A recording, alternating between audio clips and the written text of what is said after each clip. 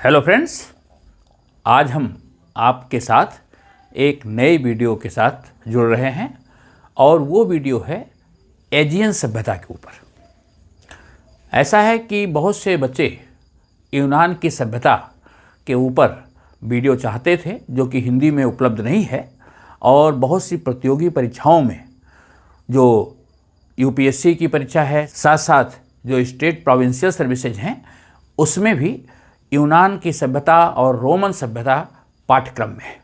तो यूनान की सभ्यता को चाह रहे थे कि अच्छे से पढ़ाया जाए, तो इसी संबंध में मैंने प्रयास किया है कि आपको अच्छे तरीके से यूनान की सभ्यता को अच्छे से पढ़ा दिया जाए, जिससे कि आप प्रतियोगी परीक्षा के लिए भली भांति तैयार हो सकें। यूनान आप ये जानते हैं कि यूरोप में है और ये बाल्कन पेनिनसुला का देश है। यूनान एक ऐसा देश था जहाँ सब यूरोप में सबसे पहले सभ्यता का विकास हुआ, इसीलिए यूनान को यूरोप का पालना कहते हैं। तो यूनान की सभ्यता को पढ़ने से पहले उस पूरे क्षेत्र की भौगोलिक स्थिति और वहाँ हुई सभ्यता के विकास को हम समझ लें, जिससे कि यूनान की सभ्यता को समझना और आसान हो जाएगा। यूनान की स्थिति जो बाल्कन पेनिनसुला है उस क्षेत्र में है और उसके किनारे पर स्थित है कौन सा सागर? एजियन सी। तो एजियन सी के किनारे पर यूरोप में सबसे पहले सभ्यता का विकास हुआ और इसीलिए इस सभ्यता को कहते हैं एजियन सभ्यता। एजियन सभ्यता वो प्रारंभिक सभ्यता थी जो यूरोप में सबसे पहले विकसित हुई और उसी के तत्व आगे गए, और वो यूरोप में विकसित होने वाली जो यूनान की सभ्यता थी वो उसका चरम काल था। एजियन सभ्यता को अगर हम इस तरह से समझें कि जैसे वैदिक संस्कृति सिंधु सभ्यता की संस्कृति से संबंधित रही है, सिंधु सभ्यता के बाद वैदिक संस्कृति का विकास हुआ और बहुत से तत्व उसमें वैदिक संस्कृति में गए, तो इसी प्रकार एजियन सभ्यता से यूनान की सभ्यता ने बहुत कुछ सीखा और बहुत से तत्व एजियन सभ्यता से आए। तो यूरोप में सबसे पहले जो विकसित होने वाली सभ्यता थी वो एजियन समुद्र के किनारे विकसित होने वाली सभ्यता थी, एजियन सभ्यता। इस सभ्यता का विकास कब हुआ, वहाँ की भौगोलिक स्थिति, इसके स्रोत क्या है जानने के, एजियन सभ्यता में विकसित होने वाली कला, वास्तुकला, धर्म, दर्शन, इन सब पर हम विस्तार से पढ़ लेंगे। और उसके बाद यूनान की जो क्लासिकल सभ्यता का समय है, उस समय कौन कौन से देवी देवताओं की उपासना हुई, वहाँ का दर्शन क्या था, उस पर भी विस्तार से चर्चा करेंगे। तो देखिए, सबसे पहले हम एक बार मानचित्र देख लेते हैं, जिससे हमें क्लियर हो जाए कि हम किस क्षेत्र के लिए बात कर रहे हैं। यूरोप का मानचित्र आपके सामने है। यूरोप के मानचित्र को देखिए, इसमें बाल्कन पेनिनसुला को देखिए, भूमध्य सागर के ठीक ऊपर बाल्कन पेनिनसुला, और ग्रीस आप देख रहे हैं, ग्रीस या जिसको यूनान कहते हैं, इसका पड़ोसी देश उत्तर की तरफ आप देखिए, बुल्गारिया, अल्बानिया, मैसिडोनिया, और पूर्व की तरफ एशिया माइनर या टर्की का भाग। इसके पास स्थित सागरों को देख लीजिए। पूर्व की तरफ एजियन सी देख रहे हैं, नीचे दक्षिण में भूमध्य सागर या मेडिटेरियन सी, पश्चिम की ओर देखिए एड्रियाटिक सी, और एड्रियाटिक सी को अलग करता हुआ आयोनियन सी। पूर्व में ही काला सागर के पास जो डब्लू मध्य है उसको देखिए, सी ऑफ मार्मरा, मार्मरा सागर, जो एशिया माइनर और काला सागर के बीच में फैला हुआ है। ये भौगोलिक स्थिति यूनान की है। जो ग्रीस या यूनान भूमध्य सागर में स्थित पेनिनसुला का एक हिस्सा है, वो एक स्थल भाग के रूप में नहीं है। देखिए, बहुत छोटे छोटे असंख्य टापू, छोटे छोटे आइलैंड्स यूनान के फैले हुए, और इस तरह भूमध्य सागर में लगभग 45,000 वर्ग मील क्षेत्र में फैला हुआ ये क्षेत्र है यूनान का, जिसमें सैकड़ों टापू हैं और इसकी तटरेखा भूमध्य सागर में स्थित सभी देशों में सबसे लंबी तटरेखा है। इसकी स्थिति को आपने देख लिया। बाल्कन पेनिनसुला का ये क्षेत्र, इसके अतिरिक्त बाल्कन क्षेत्र के और भी देश हैं, उनके ऊपर आप देख सकते हैं मानचित्र में, जो आज का नया मानचित्र है। Serbia, Croatia, Montenegro, Moldavia, Albania, Bosnia Herzegovina, Romania, इन क्षेत्रों को देखिए। ये पूरे क्षेत्र बाल्कन पेनिनसुला के क्षेत्र कहलाते हैं। कई लोगों को ये भ्रम होता है कि ये बाल्कन पेनिनसुला है या बाल्टिक क्षेत्र के देश हैं। बाल्कन और बाल्टिक में कुछ बच्चे कंफ्यूज करते हैं। बाल्टिक क्षेत्र उत्तर में बाल्टिक सी को देखिए मानचित्र में, उत्तरी ध्रुव के पास लिथुआनिया, लातविया, एस्टोनिया, ये बाल्टिक सागर के किनारे स्थित देश है। तो बाल्टिक और बाल्कन में अंतर आप अच्छे से समझ लेंगे। मानचित्र में आपने यूनान की स्थिति देख ली। यूनान का जो स्थलीय विस्तार है वो भूमध्य सागर में पेनिनसुला का भाग है। एक प्रायद्वीपीय स्थिति है जिसके 3 ओर से ऐसे समुद्रों ने, एड्रियाटिक सागर, आयोनियन सागर और एजियन सी ने घेर रखा है। तो जिस प्रदेश पर स्थित सभ्यता के विकास की बात हम करने जा रहे हैं वो यही क्षेत्र है, यूनान।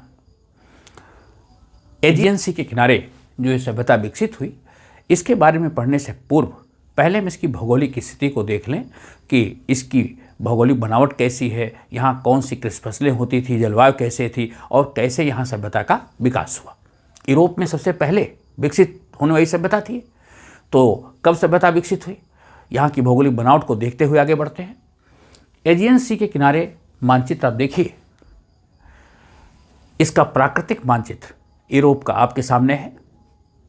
इसमें देखिए कि जो यूनान सहित उसके जो दूसरे आइलैंड्स हैं, उन सब का जो भौगोलिक विन्यास है वो पर्वतीय और पठारीय क्षेत्र है। कृषि योग्य क्षेत्र बहुत कम है।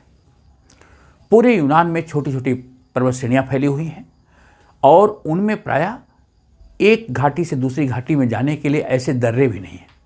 पर्वतों की ऊंचाई इतने कम है लेकिन फिर भी उनमें आवागमन मुश्किल है। इसलिए यूनान में नगर राज्यों का उदय हुआ।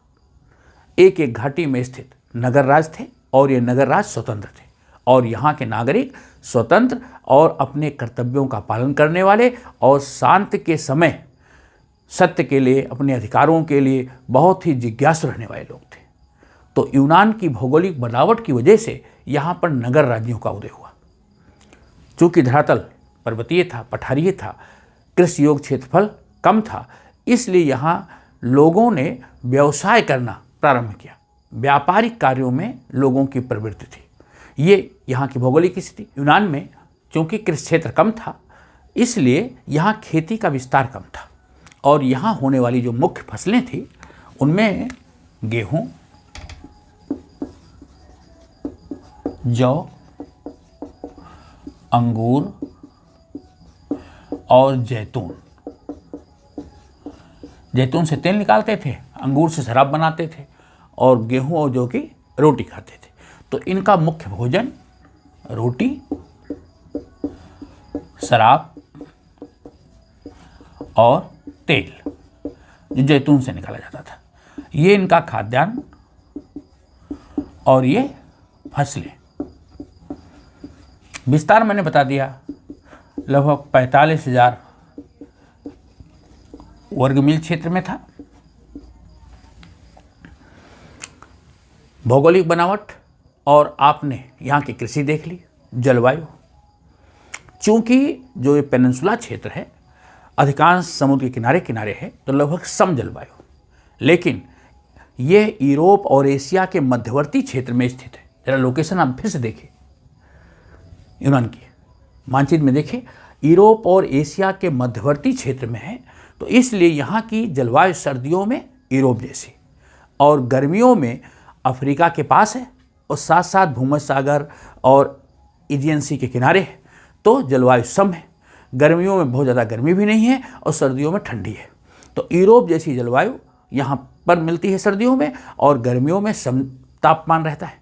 तो ज़्यादा घर बनाने के लिए, कपड़े आदि के लिए विशेष प्रयास गर्मी में करने की आवश्यकता नहीं है। तो यहाँ के लोग चूँकि कृषि कार्य भी कम है, तो अपना अधिकांश समय कला के विकास में, वास्तुकला के विकास में और व्यापार में ज़्यादा देते थे। तो जलवायु सम है, सम जलवायु। सर्दियों में लेकिन ठंडी है।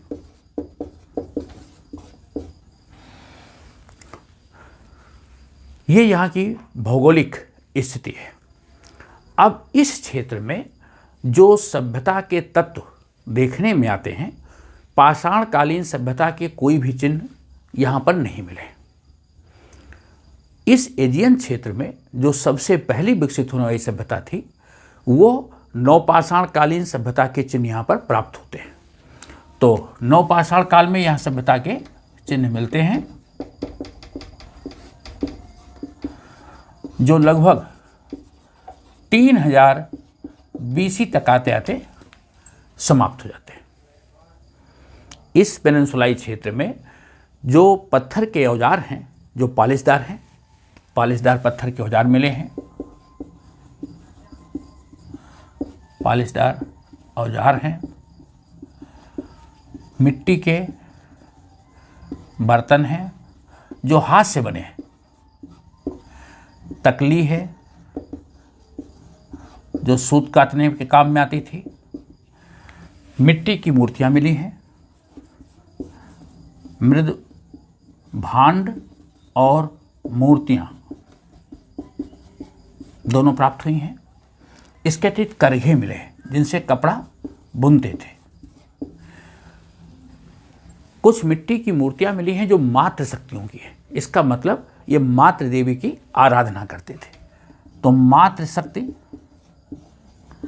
की आराधना करते रहे होंगे, इसका प्रमाण मिलता है। यहाँ पर खेती करते थे, कृषि कार्य से परिचित थे, ये भी चिन्ह मिलता है। कृषिकर्म था।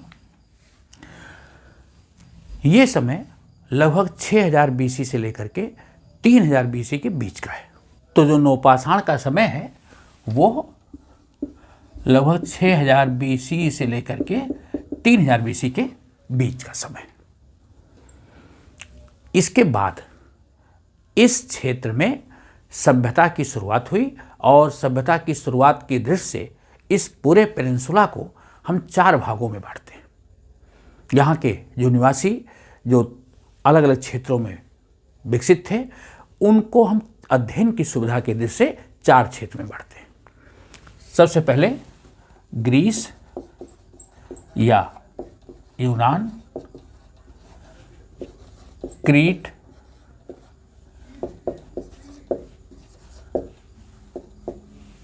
साइक्लेडस,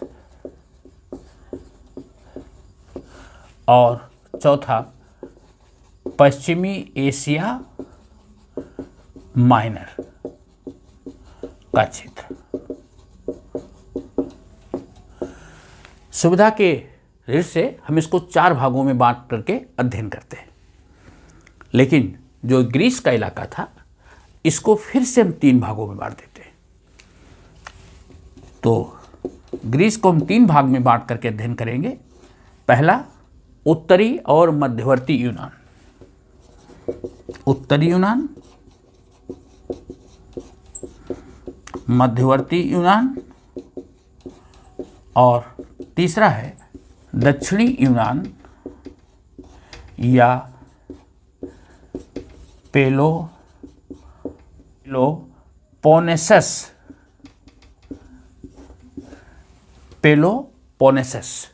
या दक्षिणी यूनान। तो यूनान के 3 हिस्से करके हम अध्ययन करेंगे।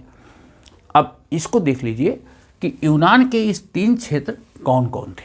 एक बार यूनान का उस समय का मानचित्र आप देखिए, आपके सामने यूनान का उस समय का मानचित्र है।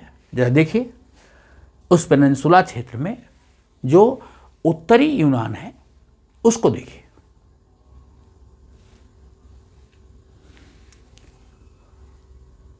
आयोनियन सागर से ऊपर उत्तर की ओर मैसेडोनिया तक का क्षेत्र उस समय उत्तरी यूनान का क्षेत्र। थ्रेस, मैसेडोनिया, एपिरस, इन राज्यों को देखिए। ये राज्य उत्तरी यूनान में आते थे। ये जो तीनों प्रदेश थे, मैसेडोनिया, एपिरस और थ्रेस, ये अन्य भागों से बड़े थे, लेकिन यहाँ पर विकास कम था और ये अपेक्षाकृत अविकसित थे। मैसेडोनिया को 10,000 फीट का ऊंचा पर्वत ओलंपियस मध्यवर्ती यूनान से अलग करता था। ओलंपियस पर्वत भी है, देखिए मानचित्र में, वो मध्यवर्ती यूनान से उत्तरी यूनान को अलग कर देता है। अब दूसरा भाग है मध्यवर्ती यूनान। मध्यवर्ती यूनान में कौन से प्रदेश आते हैं? मध्यवर्ती यूनान को देखिए। मध्यवर्ती यूनान का जो दक्षिणी पूर्वी क्षेत्र है वो राज्य थोबिया, और इसका प्रसिद्ध शहर था कैलसस। कैलसस इसका प्रसिद्ध शहर था। यूबिया के दक्षिण पश्चिम में था एथेंस। एथेंस को भी आप देख लेंगे, पेनिनसुला क्षेत्र में एथेंस की स्थिति। इसी तरह एट्टिका के उत्तर पश्चिम में बोयोतिया है। बोयोतिया को देखिए। बोयोतिया का जो क्षेत्र था वहाँ एक नगर था थीबिस, और उसके और पश्चिम में स्थित एक नगर है डेल्फी, जो फोसिस राज्य में स्थित था। तो फोसिस ये राज्य था और इसका एक शहर था डेल्फी, जो अपने मंदिर के लिए बड़ा प्रसिद्ध था। एथेंस तो राजधानी नगर था, ऐतिहासिक नगर था। इसी तरह थीबिस बहुत प्रसिद्ध नगर था। तो ये थीबिस, एथेंस, डेल्फी, कैलसिस, ये सब प्रसिद्ध नगर थे इन राज्यों के। ये सब नगर जो मैंने बताया आपको, डेल्फी, एथेंस, ये सब मध्यवर्ती यूनान के थे। अब तीसरा भाग दक्षिणी यूनान, जिसको पेलोपोनेसस के नाम से भी जानते हैं। पेलोपोनेसस या दक्षिणी यूनान, इस क्षेत्र का जो भाग था, मानचित्र में देखिए, जो दक्षिणी यूनान है इसको मध्यवर्ती यूनान से अलग करने का काम कोरित की खाड़ी करती थी। जो कोरित की खाड़ी थी इसको दक्षिणी भाग को अलग कर देती थी, और यहाँ के जो प्रदेश थे उन प्रदेशों में एलिस, एकिया, अर्गोलिस, आर्केडिया, लेकोसिया, तो यहाँ प्रदेश थे दक्षिण यूनान के। एलिस, अर्गोलिस, आर्कोडिया,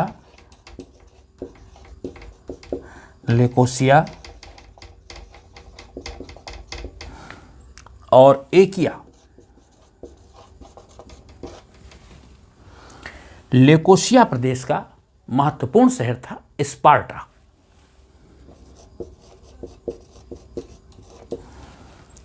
इसी तरह आर्गोलिस शहर के दो बहुत महत्वपूर्ण और ऐतिहासिक नगर थे, माइसिनी और टिरिन्स। ये दो महत्वपूर्ण नगर थे। एलिस वो प्रदेश था जहां ओलंपिया स्थित, वो स्थान जहां ओलंपिक खेल प्रतिस्पर्धाएं हुआ करती थी। तो ओलंपिया जो है वो एलिस प्रदेश में है।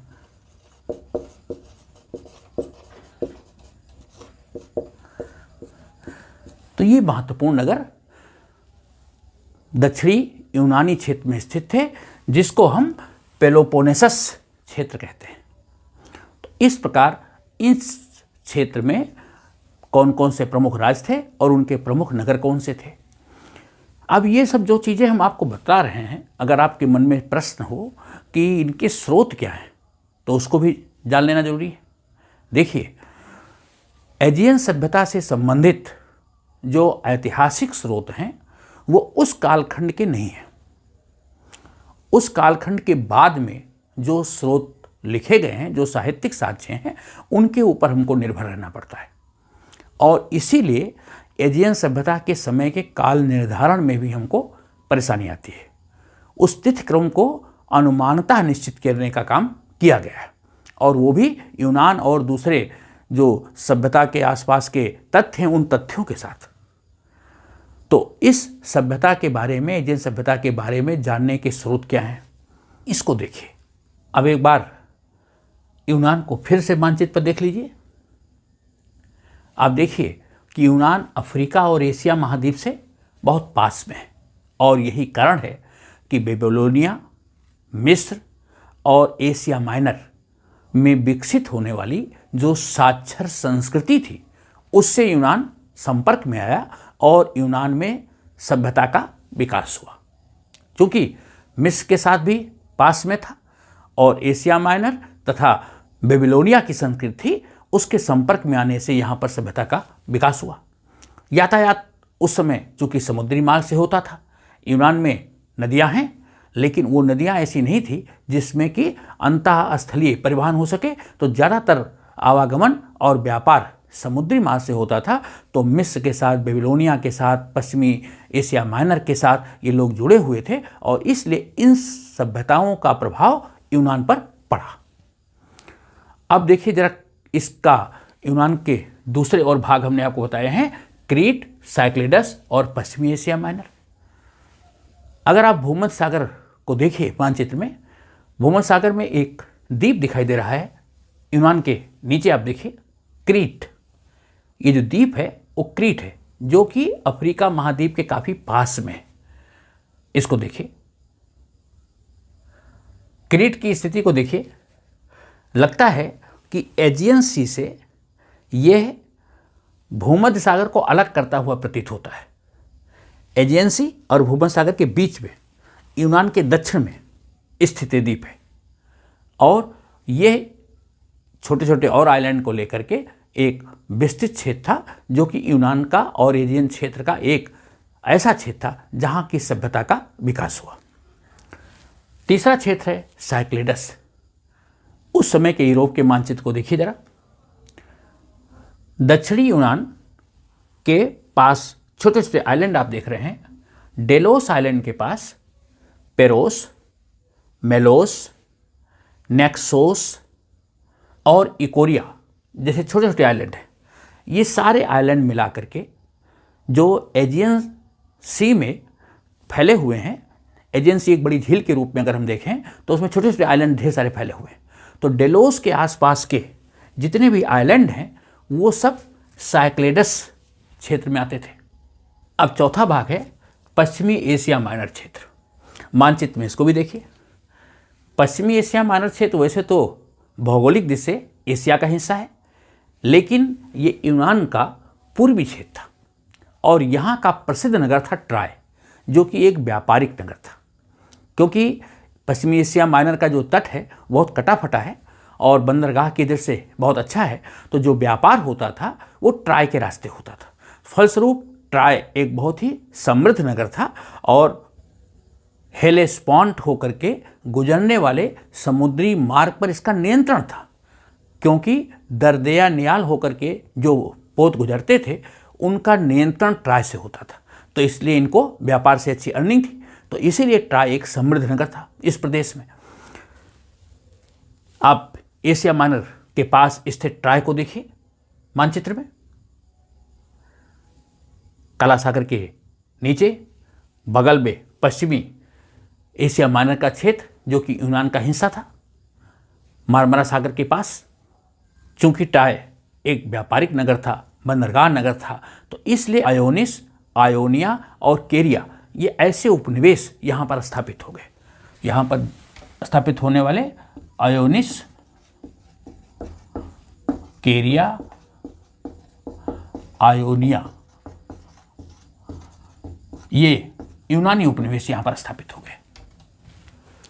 और इस प्रदेश के पूर्व में रहने वाली अनेक जातियाँ जो थी वो भी यूनानी संस्कृति से प्रभावित हो गई, और उसमें जो प्रमुख जातियाँ थी उसमें माइसियन, लीडियन, लीसियन ये जातियाँ थी जो कि यूनानी संस्कृति से प्रभावित हो गई। इनके नाम याद रखिएगा, माइसियन, लीडियन और लीसियन, ये ऐसी जातियाँ थी। नाम इसलिए याद रखने के लिए हम कह रहे हैं कि आगे चलकर हम अगर इसको माइसियन संस्कृति कहेंगे, माइसियन क्षेत्र कहेंगे, तो आप भ्रम में न रहें। ओके, तो ये जातियाँ भी जो एशिया, पश्चिमी एशिया माइनर क्षेत्र में निवास करती थी, ये भी यूनानी संस्कृति से इन्फ्लुएंस हुई। ओके, अब आइए हम देखते हैं कि इस इजियन सभ्यता के स्रोत क्या हैं, हम कैसे इसके बारे में जानते हैं, किन स्रोतों के आधार पर हम इसके इतिहास का निर्माण करते हैं। वास्तव में एजियन संस्कृति जो विकसित हुई इस क्षेत्र में, उसके समय में उस समय लिखित साक्ष्य समकालिक नहीं है, बाद के साक्ष्यों के ऊपर हमको निर्भर रहना पड़ता है, और इसीलिए तिथिक्रम के निर्धारण में भी हमें बड़ी परेशानी आई। बाद में लेखकों ने, इतिहासकारों ने इसके तिथिक्रम को यूनानी संस्कृति और अन्य तथ्यों के माध्यम से इसको निर्धारित करने में सफलता प्राप्त की। उसकी कहानी भी हम पढ़ेंगे। तो आइए सबसे पहले देखते हैं कि वो कौन से स्रोत हैं जिन स्रोतों के आधार पर एजियन सभ्यता के बारे में जानते हैं। तो एजियन क्षेत्र में विकसित जो यूनान की सभ्यता है, इसके बारे में जानकारी के जो स्रोत हैं वो इतिहास के पिता जिनको कहा जाता है हेरोडोटस,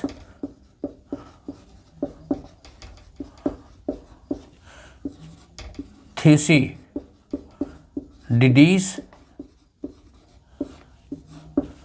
एरिस्टोटल,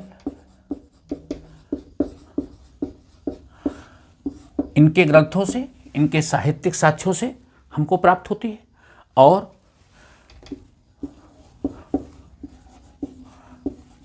होमर जो ग्रीक कवि थे, इनकी पुस्तक है इलियड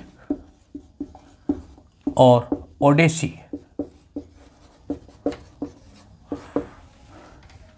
जिनको कुछ इतिहासकार 9वीं शताब्दी बीसी का मानते हैं, कुछ 8वीं शताब्दी बीसी का मानते हैं। तो इनके वर्णों से प्राप्त होता है 9वीं और 8वीं सदी बीसी के। हेरोडोटस होमर को 9वीं शताब्दी बीसी का मानते हैं और आधुनिक इतिहासकार इनको 8वीं सदी बीसीई का मानते हैं। तो इस प्रकार एलियड, ओडिसी और हेरोडोटस तथा थ्यूसिडिडीज और एरिस्टोटल के ग्रंथों से यूनानी इतिहास के बारे में हमको जानकारी मिलती है। जो पुरातात्विक साक्ष्य हैं, जो वहाँ पर खुदाई में प्राप्त पुरातात्विक वस्तुएं हैं, मुद्रा शास्त्र के अंतर्गत जो मुद्राएं हैं जिनका कि अध्ययन किया गया है, जो यहाँ लिपियों के नमूने मिले हैं,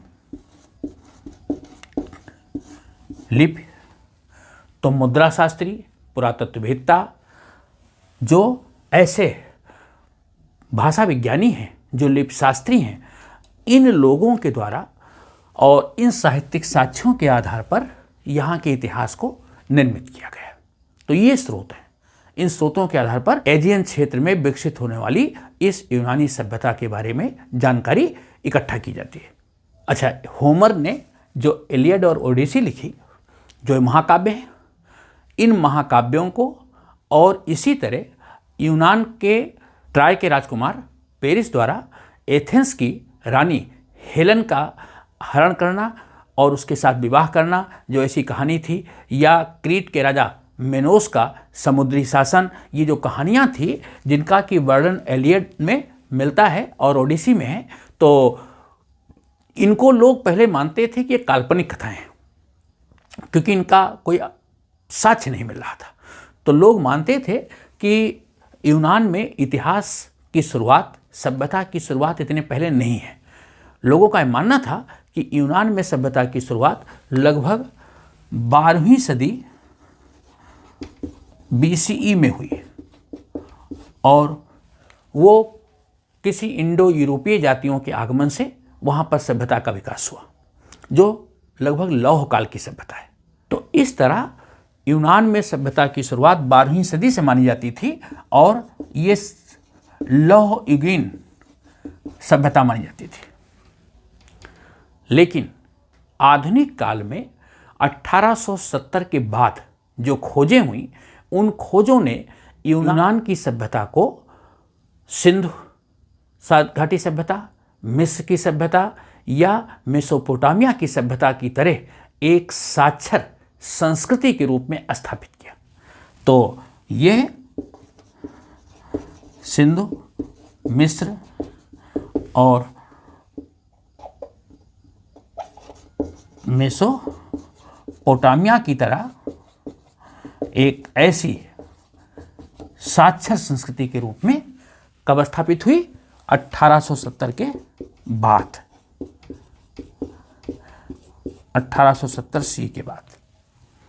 आधुनिक खोजों ने यूनान की सभ्यता को पुख्ता प्रमाण दे दिए, जिससे कि जो लोगों का ये भ्रम था कि शायद इलियड और ओडिसी जैसे महाकाव्य केवल कल्पना के काव्य हैं, होमर ने कल्पनात्मक पात्रों का निर्माण किया है, लेकिन वो सब सत्य सिद्ध हो गया।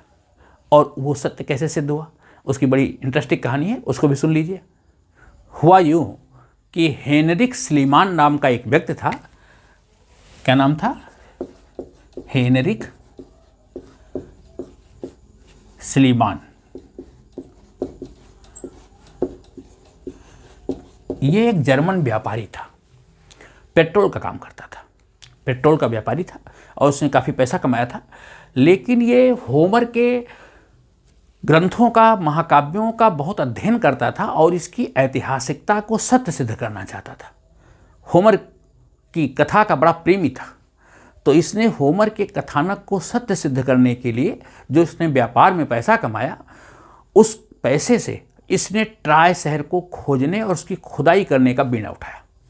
और 1870 के बाद इसने 1871 में यहाँ ट्राय की खुदाई करनी चालू करवा दी और लगभग 1 वर्ष तक खुदाई चलती रही।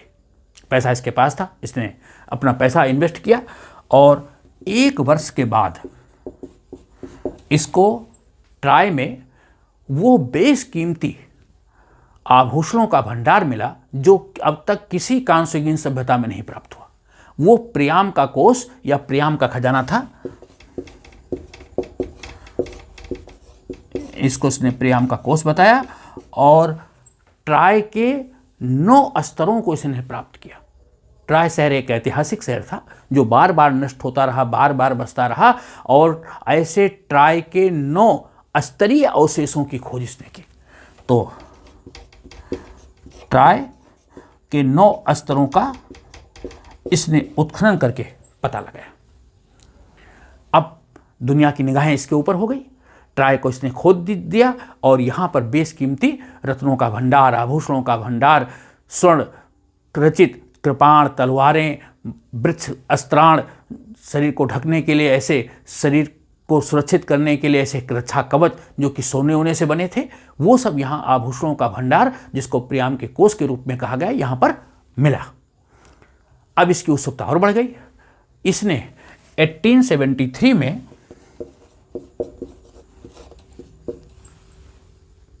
यूनान के शहर माइसिनी में, यूनान का दूसरा शहर था माइसिनी, मानचित्र में देखें माइसिनी को। माइसिनी वो ऐतिहासिक शहर था जो एगामेम्नोन से जुड़ा हुआ था। एगामेम्नोन कौन था?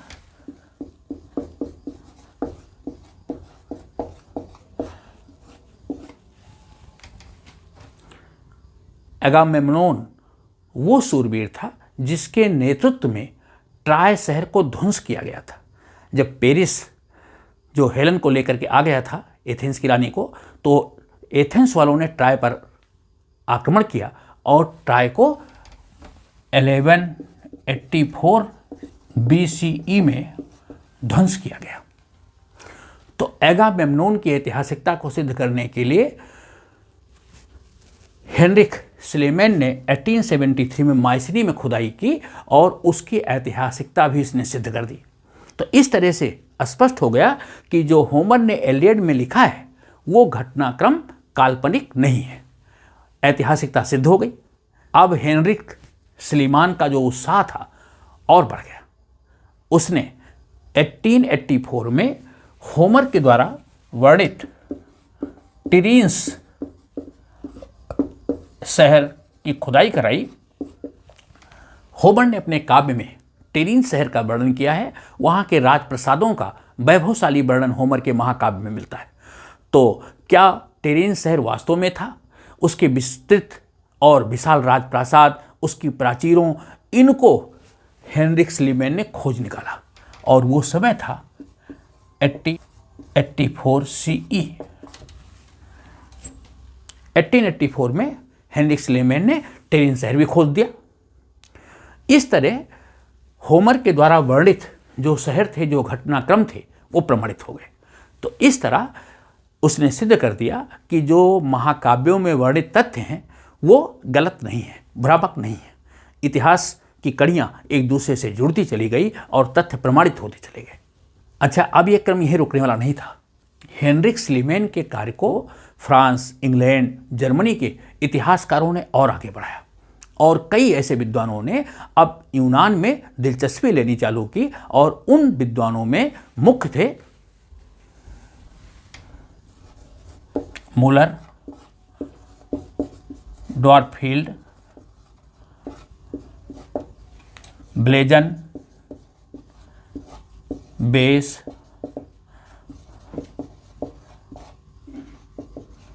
बाल्टिस्टीन।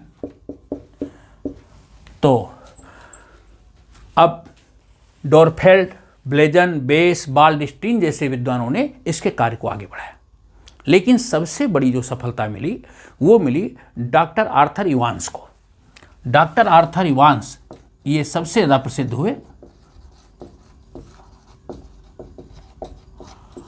और इन्होंने उस स्थान से अपना कार्य प्रारंभ किया जिसको कि स्लीमैन ने क्रीट का नोसोस शहर घोषित किया था।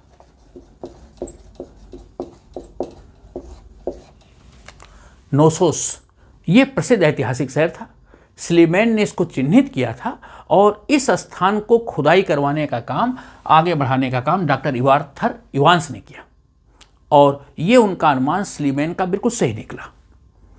आर्थर इवांस को इससे बहुत ज़्यादा प्रसिद्धि मिली और इसके बाद तो यूरोप के ढेर सारे जो इतिहासकार थे, जो विद्वान थे, उनकी सबकी दिलचस्पी क्रीट सहित यूनान के सभ्यता के बारे में जानने के लिए बढ़ गई। बहुत से इतिहासकारों ने, बहुत से पुरातत्व शास्त्रियों ने इस पूरी सभ्यता के अनेक नगरों को खोज निकाला और उनकी खुदाई हुई।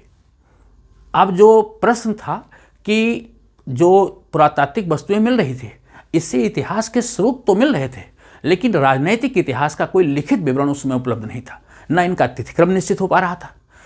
इस चीज़ को हल करने का काम डॉक्टर आर्थर इवांस ने किया और इसीलिए इनको प्रसिद्धि मिली। जो यहाँ खुदाई के अलग अलग स्तर विन्यास हैं, जो स्तरीय खुदाई की गई, उसमें प्राप्त वस्तुओं और जो वहाँ के मृदभांडों की बनावट थी, इसके आधार पर उसका तिथिक्रम का निर्धारण डॉक्टर आर्थर इवांस के द्वारा किया गया।